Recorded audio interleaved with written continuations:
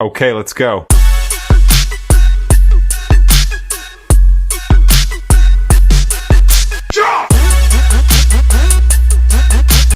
चलिए आज हम जानेंगे रेक्टम और एनस के बारे में।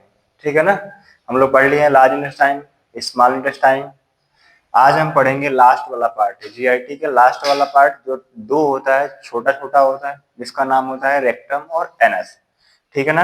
रेक्टम क्या करता है, फीकल मैटर को टेम्परेरी स्टोर करता है, और एनस क्या करता है, फीकल मैटर को बाहर निकालता है। ठीक है ना। दोनों का काम होता है अलग अलग। इसके बारे में हम डिटेल पढ़ते हैं। तो हमारे चैप्टर का नाम क्या है, रेक्टम और एनस। ठीक है ना। चलो स्टार्ट करते हैं। तो यही हमारा क्या होता है, रेक्टम है। ये हमारा सिग्मॉइड कोलन होता है, यानी कि कोलन का सबसे लास्ट वाला पार्ट रेक्टम होता है। और रेक्टम के बाद हमारा ओपनिंग होता है, इस ओपनिंग को ही बोलते हैं एनल कैनाल या एनस बोलते हैं। ठीक है ना। इसकी लंबाई जो होती है 4 सेंटीमीटर होती है, और इसकी लंबाई 12 सेंटीमीटर की होती है। ठीक है ना। ये क्या करता है, फीकल मैटर को टेम्परेरी यहाँ पे स्टोर करता है।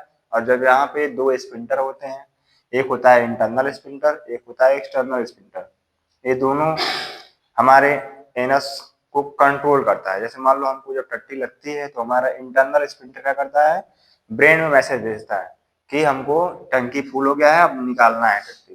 तो कभी कभी क्या करता है, हम अगर प्राइवेट एरिया में नहीं है तो अपने आप कंट्रोल कर लेते हैं। तो कंट्रोल करने के लिए हमारे यहाँ पे एक वॉल होता है जिसको बोलते हैं एक्सटर्नल वॉल, है ना, एक्सटर्नल स्पिंटर बोलते हैं। इससे क्या करते हैं, हम अपने एनस को कॉन्ट्रैक्ट कर लेते हैं, है ना, जिससे क्या होता है, कुछ टाइम के लिए हमारा यहाँ पे टट्टी रुक जाता है और बाद में अपना हम रिलीज कर लेते हैं। कभी कभी क्या होता है, दोनों स्पिंटर काम करना बंद कर देते हैं। जैसे मान लो कोई ऐसा मरीज है जिसको पैरालिसिस हो गया है, एमआई हो गया है, मायोकार्डियल इन्फेक्शन, उसमें स्पिंटर काम ही नहीं करता है। या मान लो कोई ऐसा मरीज जिसका रेक्टम सर्जरी हुआ है, फिस्टुला हो गया, वाल ही कट गया है, तो ऐसे कंडीशन में क्या होता है, रेक्टम टट्टी रोक नहीं पाता है, रेक्टम के पास टट्टी आते ही बाहर निकलने लगता है। ये इसकी डिसीज है, वो आगे हम बताएंगे। तो इसमें जानेंगे रेक्टम और एनस के बारे में, कि हमको पढ़ना क्या है रेक्टम और एनस के बारे में। तो रेक्टम का इंट्रोडक्शन क्या होता है, एनस का इंट्रोडक्शन क्या होता है जानना है, लेंथ डायमीटर क्या होता है, एनाटॉमी क्या होती है, फिजियोलॉजी क्या होती है, और आर्टरी सप्लाई, नर्व सप्लाई और कॉमन डिसीज क्या क्या हमको देखने को मिलेगा। रेक्टम और एनस का दोनों का अलग अलग होता है। ठीक है ना। तो स्टार्ट करते हैं। पहला हमारा है इंट्रोडक्शन। रेक्टम का अलग होगा और एनस का अलग होगा। ठीक है ना। पहले जानते हैं हम रेक्टम का। तो it is A final section of the large intestine. Section मतलब होता है पार्ट या टुकड़ा। ठीक है ना। तो जो हमारा रेक्टम होता है 12 सेंटीमीटर का लंबा, 12 सेंटीमीटर से लंबा होता है। ये क्या होता है, सबसे फाइनल सेक्शन होता है, यानी कि सबसे लास्ट वाला पार्ट होता है जीआईटी का, उसको बोलते हैं हम रेक्टम। ठीक है ना। एक इसका काम क्या होता है, temporary storage of the ficus. जो हमारा स्टूल होता है, टट्टी होता है, उसका टेम्परेरी रोकने का काम करता है, क्योंकि लेंथ क्या है, छोटा है, तो ज्यादा टाइम तक नहीं रोक पाएगा। ठीक है ना। नेक्स्ट हमारा है एनस है। तो एनस का काम क्या होता है, it is A final opening of the, ये ओपनिंग होता है और ये सेक्शन होता है। सेक्शन मतलब होता है बंटवारा या टुकड़ा कुछ, और ये क्या होता है, it is A final opening. Opening मतलब होता है जहाँ पे हमारा टट्टी बाहर निकलने का रास्ता होता है, एनल गुदा बोलते हैं। ओपनिंग ऑफ द जीआईटी, यानी कि हमारा जो गैस्ट्रोइंटेस्टाइनल ट्रैक है, उसका ये ओपनिंग होता है, लास्ट वाला ओपनिंग होता है, यहीं से हमारा टट्टी क्या होता है, बाहर निकलता है। ठीक है ना। It is a muscular passage where the thick stool exit the body, यानी कि हमारा ऐसा जगह होता है जहाँ पे मसल्स की ट्यूब होती है, उसी रास्ते क्या होता है, हमारा जो स्टोरेज स्टोरेज जो यहाँ पे स्टोरेज किया रहता है रेक्टम, वो फीकल मैटर क्या करता है, इसी रास्ते बाहर निकालता है। बॉडी से बाहर निकालने का काम कौन करता है, एनस करता है, और बॉडी में स्टोर रखने का काम कौन करता है, रेक्टम करता है। ठीक है ना। और ये दोनों काम क्या करते हैं, फीकल मैटर जो हमारे स्टूल होते हैं, टट्टी होते हैं, ये रोकता है और ये निकालने का काम करता है। ठीक है ना। चलिए इसका लेंथ जान लेते हैं। लेंथ मतलब लंबाई, और डायमीटर मतलब इसकी चौड़ाई। तो यही हमारा क्या होता है, एनल गुदा होती है और ये हमारा रेक्टम एरिया होता है। इसकी लंबाई कितनी होती है और चौड़ाई कितनी होती है, यहाँ पे जानते हैं। रेक्टम रेक्टम की लेंथ कितनी होती है, 12 से 15 सेंटीमीटर होता है, यानी कि लगभग 12 सेंटीमीटर बोल सकते हैं। रेंज में पूछा है तो 12 से 15 सेंटीमीटर का होता है। नेक्स्ट डायमीटर, यानी कि चौड़ाई कितनी होती है, तो 6 सेंटीमीटर की होती है। ठीक है ना। एनएस का हमारा लेंथ कितना होता है, 3 से 4 सेंटीमीटर होता है, और डायमीटर इसका होता है 1 से 2 सेंटीमीटर। ठीक है ना। ज्यादा ये लंबा चौड़ा नहीं होता है, क्योंकि ये ओपनिंग होता है, दरवाजा होता है। कभी कभी क्या होता है, हमारा ये ओपनिंग ब्लॉक भी होता है, हेमोरॉइड हो गया है, फीसर हो गया है, फिस्टुला हो गया है, यानी कि हमारे एनस द्वार में कोई बीमारी हो गई है तो ये रास्ता ब्लॉक भी हो सकता है, ठीक है ना। तो उस कंडीशन में हमको क्या करना पड़ता है, एक्स्ट्रा सोल्यूशन डालना पड़ता है, सर्जरी करनी पड़ती है, जिससे हमारा टट्टी बाहर निकलता है। लेकिन नॉर्मल मरीज का कितना होता है, तो इसका डायमीटर 1 से 2 सेंटीमीटर ही होता है। जो हमारा रेक्टम है उसका एनाटॉमी क्या होती है, एनाटॉमी मतलब क्या होता है, जिसका स्ट्रक्चर कैसे बना हुआ है, ठीक है ना, हमारे बॉडी में लोकेशन क्या होता है और कैसे बनावट है इसकी जान लेते हैं। It is a terminal part of the large intestine, ये हमारा लास्ट वाला पार्ट होता है लार्ज इंटेस्टाइन का। Next it's connect from the sigmoid colon to anus, ये कहां से कहां तक कनेक्ट होता है, ये हमारा सिग्मोइड कॉलन जहां से एस शेप में मुड़ती है ना, एस शेप में मुड़ रहा है ना, ये हमारा सिग्मोइड कॉलन होता है। तो सिग्मोइड कॉलन से ही क्या होता है, इसका ओरिजिन होता है। और इंसर्शन यानी कि अंतिम वाला पार्ट कौन सा हमारा होगा, तो एनस होगा, ठीक है ना। Temporary storage of the stool, यानी कि जो हमारा टट्टी होता है इसको टेम्परेरी रोकने का काम करता है। यहाँ पे एक जैसे सिग्मोइड से आया तुरंत बाहर नहीं निकलता है ना, कुछ टाइम तक रहता है यहाँ पे। जब यहाँ टंकी भर जाती है तब यहाँ पे स्फिंक्टर होते हैं, मैसेज भेजते हैं ब्रेन में, ताकि टंकी भर गया है और टंकी भरने के बाद हमको निकालना है, तो स्फिंक्टर यहाँ पे लगे होते हैं, ठीक है ना। लेते हैं एनस का, तो एनस का एनाटॉमी क्या होता है, it is a terminal opening of the digestive system, opening अलग होता है और पार्ट अलग होता है। पार्ट का ओपनिंग होता है, दरवाजा होता है, यानी कि एनल गुदा भी बोलते हैं। यहाँ से क्या होता है, कोई भी फीकल मैटर बाहर निकलता है, यानी कि out from the exit, exit point होता है, यहीं से बाहर निकलता है, ठीक है। Next it origin from the rectum, इसका शुरुआत कहाँ से होता है, तो रेक्टम से ही होता है, और इंसर्शन बॉडी के बाहर होता है ना। Next it's have two sphincter, इसके पास दो स्फिंक्टर होते हैं। स्फिंक्टर मतलब क्या होता है, वाल होते हैं, ठीक है ना। जो पहला होता है इंटरनल स्फिंक्टर और दूसरा होता है एक्सटर्नल स्फिंक्टर। इंटरनल स्फिंक्टर और एक्सटर्नल स्फिंक्टर दो स्फिंक्टर हैं, इनके वाल होते हैं, दरवाजे होते हैं। इंटरनल वाला क्या होता है, ब्रेन से कनेक्ट होता है, यानी कि नर्वस सिस्टम के अनुसार चलता है, क्योंकि इसमें कौन सी मसल्स होती है, इनवॉलेंट्री मसल्स होती है, ऐसी मसल जो हमारे इच्छा के अनुसार नहीं चलती है ना। नेक्स्ट जो हमारा एक्सटर्नल स्फिंक्टर होता है वो वॉलेंट्री मसल्स होती है, ऐसा मसल जो हमारे इच्छा के अनुसार काम करता है, जैसे हमारा डेल्टॉइड मसल्स है ना, ग्लूटियल मसल्स है, या हमारा बाइसेप है, ट्राइसेप है, ये हमारे इच्छा के अनुसार, जब हम मुड़ेंगे तभी मुड़ेगा, तभी ना यहाँ पे एक्सटेंशन फ्लेक्शन होगा। लेकिन हार्ट जान लेते हैं, फिजियोलॉजी ऑफ द रेक्टम, यानी कि हम फंक्शन क्या होता है हमारे रेक्टम का क्या काम होता है हमारे बॉडी में। तो पहला हमारा क्या काम है, temporary storage of the faeces, यानी कि जो हमारा स्टूल है उसको रोकने का काम करता है, यानी कि टेम्परेरी यानी कुछ टाइम तक रुकता है फिर उसको बाहर निकाल देता है। नेक्स्ट रेक्टम डिस्टेंशन, यानी कि भरने का काम करता है, जो हमारा रेक्टल एरिया होता है उसको भरने का काम करता है। तो क्या भरता है इसमें, जो फीकल मैटर होते हैं, स्टूल होते हैं, टट्टी होते हैं, वही आके भरता है। फिर डेफिकेशन रिफ्लेक्स, डेफिकेशन मतलब होता है जितने भी बैक्टीरिया वायरस होते हैं उनका भी यहाँ पे क्या करता है, एक्सक्रीशन करता है, यानी कि जो वहाँ बॉडी में बॉवल में हाथ में जो हमारे इन्फेक्शन होते हैं उनको भी निकालने का काम करता है। नेक्स्ट पेरिस्टाल्टिक कॉन्ट्रैक्शन होता है, पेरिस्टाल्टिक मूवमेंट क्या होता है, फैलता है सिकुड़ता है, फैलता है सिकुड़ता है, जो हमारे जीआईटी में प्रेजेंट होता है तो रेक्टम में भी प्रेजेंट होता है, इसी के द्वारा हमारा जो टट्टी होता है बाहर निकलता है ना। जैसे हम प्रेशर लगाते हैं पेट के बल तो क्या होता है, कॉन्ट्रेक्शन रिलैक्सेशन होता है ना। क्या हमारा बाहर टट्टी बार बार निकलता रहता है, नहीं, कुछ टाइम तक रुकता है, जब रिलैक्स होता है तो रुक जाता है, फिर हम प्रेशर देते हैं तो खुलता है, फिर प्रेशर छोड़ते हैं तो क्या होता है, रुक जाता है, ठीक है ना। नेक्स्ट सेंसरी फंक्शन, यानी कि हमारा सेंस का भी काम करता है, बताता भी है कि हमारा टट्टी भर गया है कि नहीं भरा हुआ है, ठीक है ना। जो हमारा रेक्टम होता है इसमें सेंसर भी लगे होते हैं, यानी कि वही स्फिंक्टर लगे होते हैं जो ब्रेन को भेजते हैं मैसेज कि हमारा टंकी भर गया है। जैसे धान गेहूं काटता है तो वहां पे टंकी लगे होते हैं ना, सेंस करता है कि टंकी भर गया, बाहर गिरने वाला है, तो जो ड्राइवर होता है वो क्या करता है, कटाई बंद कर देता है, उसको निकालने चला जाता है। तो वैसे यहाँ भी जो हमारा रेक्टम होता है बताता है सिस्टम को, और सिस्टम हमारे हमारे बॉडी को भेजता है, तो हम जाके वहाँ टंकी खाली करते हैं ताकि फिर से फर्दर कोई और फीकल मैटर आके वहाँ पे स्टोर हो जाए। चलो अब फिजियोलॉजी एनस का जान लेते हैं, इसका क्या काम होता है। तो ये क्या करता है, कंट्रोल डेफिकेशन, ये भी क्या करता है, बैक्टीरिया वायरस को कंट्रोल करता है।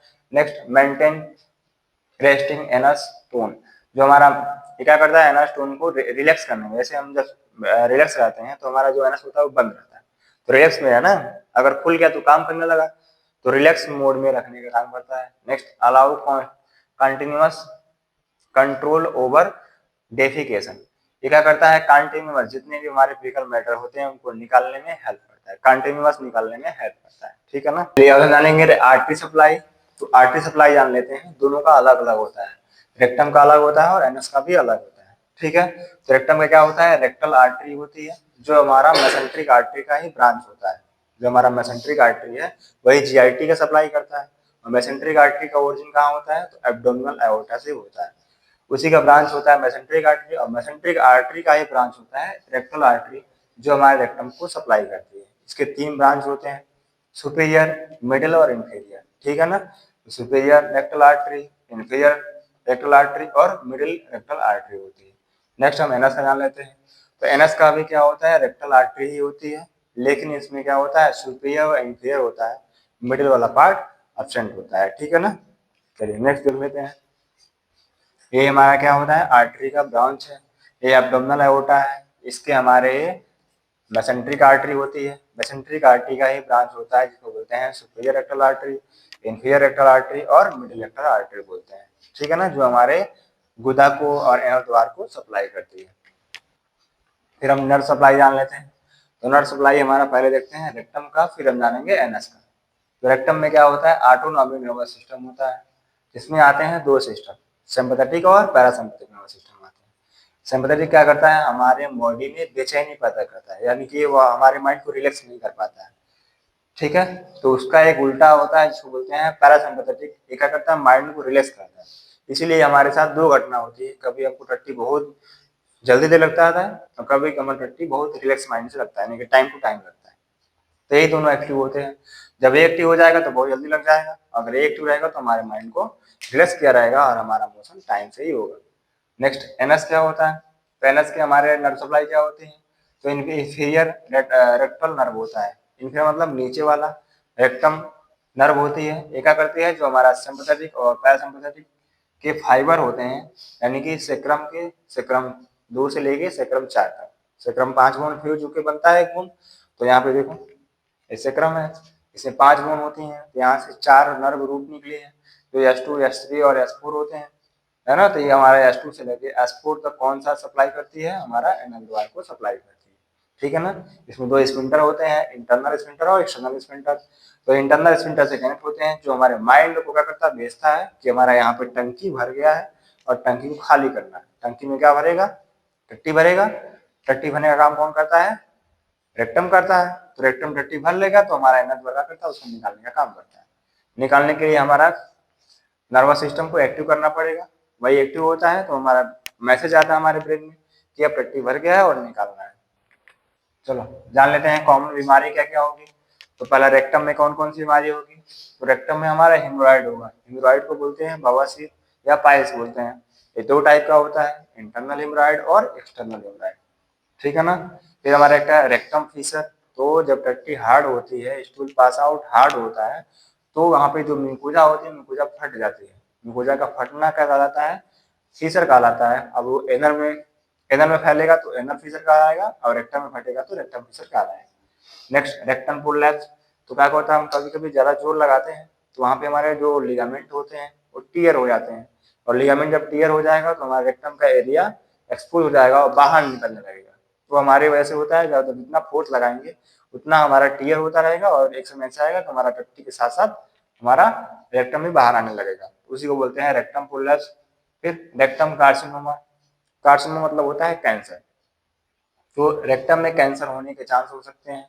नेक्स्ट, रेक्टम पॉलिस, पॉलिस मतलब होता है छल्ला होता है, जैसे ये उडला दिख रहा है नहीं, उडला घाटी, वैसे हमारे रेक्टम के वॉल से चिपका रहता है और वो हमारे लिए बहुत ही डेंजरस होता है और पता नहीं क्या डायग्नोसिस बनाने में बहुत ही डिफिकल्टी करता है, क्योंकि जितना बार टट्टी आएगा वो टकराएगा उससे तो वहां से ब्लीडिंग होना निश्चित है। तो ब्लीडिंग हुआ तो पेशेंट कंप्लेन यही रहेगा कि टट्टी के साथ ब्लीडिंग आ रहा है, तो डॉक्टर नीचे चेक करेंगे, नीचे कुछ मिलेगा ही नहीं मिलेगा। क्यों नहीं मिलेगा, क्योंकि पॉलिश कहाँ होता है, हमारे रेक्टम के अंदर होता है। तो उसको जांच करने के लिए क्या करेंगे, क्लोनोस्कोपी करेंगे, सिग्मोइडोस्कोपी करेंगे, तब हमको मालूम चलेगा, तब उसका हम मैनेजमेंट करेंगे। नेक्स्ट, रेक्टल एब्सिस, तो रेक्टम में मौज बनने के चांस हो सकते हैं, यहाँ पे डायग्राम में देख लीजिए। तो ये हमारा क्या होता है, रेक्टम एब्सिस होता है, यहाँ पे मवाद क्रिएट हो जाते हैं, बहुत सारे रीजन होते हैं, इन्फेक्शन की वजह से होगा, ठीक है ना। नेक्स्ट, ये हमारा हेमराइड होता है, अंदर वाला छल्ला क्या कहलाता है, इंटरनल हेमराइड, और बाहर वाला छल्ला क्या कहलाता है, एक्सटर्नल हेमराइड कहलाता है। छल्ला किसका बना होता है, तो हमारे एनल द्वार में जितने भी वेसल्स होते हैं यही क्या होते हैं, स्वेल हो जाते हैं, इन्फ्लाम हो जाते हैं, यानी कि स्वेलिंग होगा तो क्या होगा, छल्ला के रूप में क्रिएट हो जाएगा। और रीजन क्या होता है, तो कॉन्स्टिपेशन हो जाएगा, प्रेशर ज्यादा हो जाएगा, है ना, irregular continuous stool pass out होने की वजह से, बहुत सारे रीजन होते हैं। नेक्स्ट जान लेते हैं एनल रेक्टम पॉलिश। तो रेक्टम पॉलिश ऐसे दिखेगा कुछ, ठीक है ना, दिख रहा है ना, यूटला ऐसे माउथ में यूटला है, घाटी है, वैसे दिख रहा है। जब टट्टी आएगा टकराएगा तो ब्लीडिंग हुआ, कुछ टाइम बाद ब्लीडिंग बंद हो जाएगा। तो मरीज को यही कंप्लेन रहेगा कि हमारा टट्टी करने जाते हैं तो हमारा ब्लीडिंग आता है, टट्टी करने के बाद ब्लीडिंग नहीं आता है, क्योंकि जब टट्टी करेंगे तो फोर्स लगेगा, तो उसी फोर्स से हमारा टकराएगा, जब टकराएगा तो ब्लीडिंग होना निश्चित है, ठीक है। नेक्स्ट हमारा होता है प्रोलैप्स। तो रेक्टम प्रोलैप्स पहले स्टेज में ऐसे दिखेगा, 4 डिग्री में होते हैं, ठीक है ना, पहले दूसरे डिग्री में ऐसे दिखेगा और चौथे डिग्री में ऐसे दिखेगा, टट्टी पूरा बाहर आ जाएगा, और टट्टी के साथ साथ क्या आएगा, रेक्टम वाला एरिया भी बाहर आ जाएगा, ठीक है। चलो अब जान लेते हैं एनल द्वार के कितने हमारे कॉमन डिसीज होते हैं। तो पहला हमारा हिमोरॉइड होगा। तो हिमोरॉइड में इंटरनल जो हिमोरॉइड होता है वो रेक्टम में होता है, यहाँ पे एक्सटर्नल हिमोरॉइड कहाँ होगा, हमारे एनल द्वार में होगा। तो यहाँ पे दिखाया गया है, एनल द्वार है, यहीं पे एक्सटर्नल हिमोरॉइड होगा, और ये रेक्टम एरिया होता है, इसमें हमारा इंटरनल हिमोरॉइड होता है। चलो नेक्स्ट एनल फीसर। तो यहाँ पे क्या होता है, फीसर वहां पे क्या हो रहा था, रेक्टम फीसर हो रहा था, यहाँ पे एनल फीसर हो रहा है। फीसर का मतलब होता है दरार पड़ना, फट जाएगा चमड़ी, चमड़ी का फटना फीसर कहलाता है। अगर एनल में फटेगा तो एनल फीसर, और रेक्टम में फंसेगा तो रेक्टम फीसर कहलाएगा। Next anal stenosis. Anal stenosis में क्या होता है कि हमारे जो एनल द्वार होता है वो ब्लॉक हो जाता है, किसके वजह से, तो वहां पे स्ट्रक्चर बन जाते हैं, जाली बन जाते हैं, जैसे क्या होता है, जो रास्ता पतला चौड़ा था और पतला हो गया, उसी को बोलते हैं एनल स्टेनोसिस। इसमें होता क्या है, स्पिंटर क्या होते हैं, जो हमारे जो लूमेन है वो पतला हो जाता है, किसकी वजह से, स्ट्रक्चर बनने की वजह से। Next anal carcinoma. तो एनल में भी कैंसर बनने के चांस हो सकते हैं। एनल टैग, जब यही फीसर पुराना हो जाएगा तो टैग बन जाएगा, ठीक है ना, टैग बनना लटक जाना, तो लटकेगा तो क्या कहलाएगा, एनल टैग कहलाएगा। Next anal abscess. तो एनल में मवाद बनने के चांस हो सकते हैं, ठीक है ना, जो यहाँ पे डायग्राम है आप देख लीजिए ध्यान से। देखिए ये हमारा एनल फीसर है, दरार पड़ा हुआ है ना, फटा हुआ है चमड़ी, चमड़ी जब फट जाएगी तो क्या कहलाएगी, एनल फीसर कहलाएगी। जब ये फटने के बाद लटक जाएगा, पुराना हो जाएगा, तो स्टिंग टैग कहलाएगा, ठीक है। और ये वाला एरिया क्या कहलाता है, हमारा एनल कैनाल कहलाता है।